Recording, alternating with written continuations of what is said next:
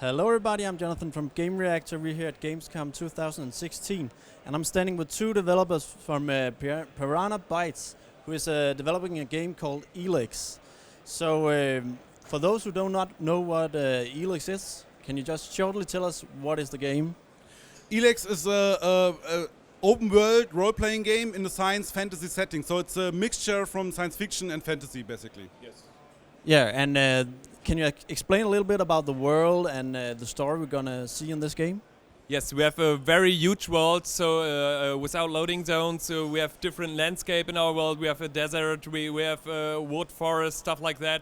And the story is you were once a member of the main antagonist faction, and you have now to fight your way back because your faction, you don't belong to them anymore. And now you have to survive in our world, and our world is very dangerous.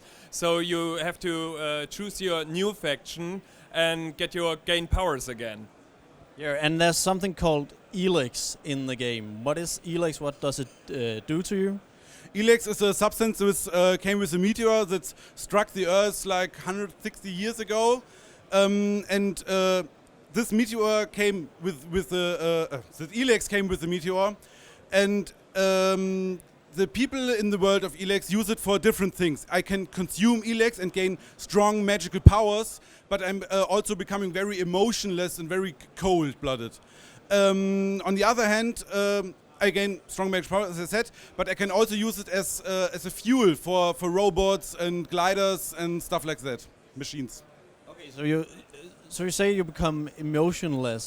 So it's sort of a trade-off. You get more powers, but what is the downside? What effect does it have that you are emotionless?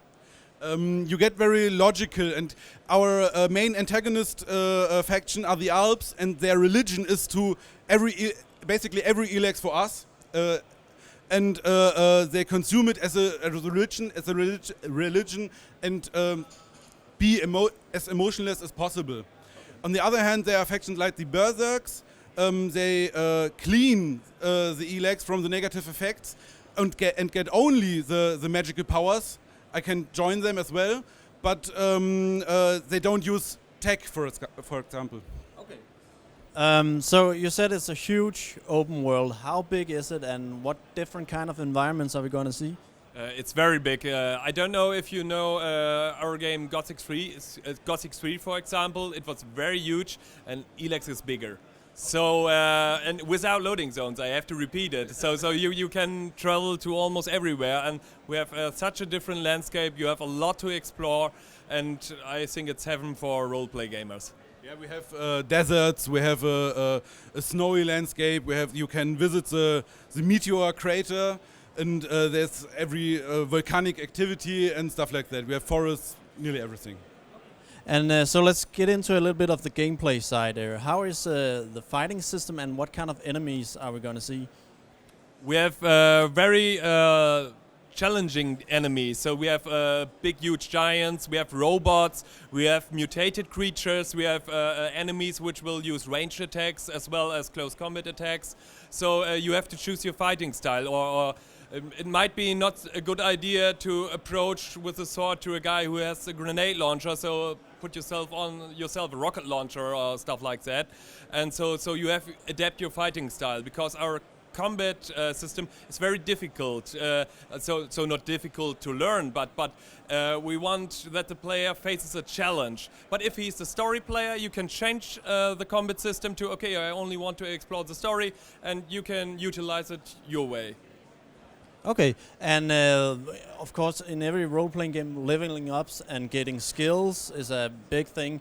What kind of skills do you have in this kind of science fiction fantasy universe? A lot of different skills. You have a few skills you can learn from the start up, but if you choose a faction, you get your own skill tree, which is exclusive to that faction. For example, if I'm an outlaw, I can craft my own ammunition. Grenades are expensive and seldom, but if I'm an outlaw, I can craft them myself. If I am a cleric, I can learn brainwashing skills and stuff like that. If I'm a berserk, I can learn magic spells and stuff like that. So it's a huge, yeah. And what about weapons? Is that also a combination of fantasy swords and then a laser weapon, or what are we looking at? Of course. So our fantasy faction dislikes tech. They know there's tech out there, but they dislike it. They have their they rely on their magical powers, and that's enough for them. But we have also the clerics, which are a bit military. They like laser and plasma rifles. Or the outlaws. They see a bunch of scrap metal. Okay, I like to craft a good weapon with it. So every faction has its unique weapon set. So some people in role-playing games like the fighting, and other people like the more social interaction with the world. What kind of interaction do you have with the world and the people we're gonna meet? We have a lot of interaction in the world. You can not only use a lot of just sit in a table or go to sleep or stuff like that, but our cities are very alive. So what that means is the people there have their own lives, they have their own homes. If I am an intruder in their homes, they will throw me out. If I just try to steal something, they will draw their weapon or tell the guards or stuff like that. So I can, besides the quests, there's a lot of quests. I can play also a lot with the world itself. That was a very big thing for us to do. Yeah, and you showed you attacked a village or a building in this presentation and killed a guy, and that changed the quest. Yes. Can you tell us a bit about the different choices and different things you can do that will change the line of the story? So we really want to make sure that every player who plays Elex can make some good role playing. So if you're into a dialogue, for example, you have several choices and you can be your character. Do you want to play as an asshole? Okay, so be it. And then kill the guy, but it will matter in our world. It will change history, for example. So some quests will completely differ, and some NPCs will respond to that. Hey, what's with the guy? You killed him. How should I survive now, for example? And the world will react to your actions. So these different factions you have in the game, you choose one, but can you then later choose shift alignment or shift faction? No, you can't. We made this because we want that the player has to decide and has to be a member of his faction. He has to climb ranks in that faction and stuff like that. And a lot of NPCs will react to that, which faction I choose.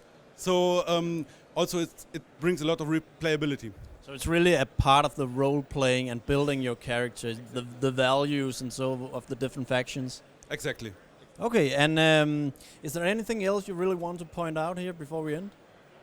Yes, I want to point out that we want to thank all our fans because they supported us during the development. They give us some really good impressions, and yes, we love developing Elex. We have a lot of fun, and yeah, it's good communicating with all of you. And when do you think it's going to be out, and on what platforms can you play it? Sometimes 2017, PS4, Xbox One, PC. Thank you very much.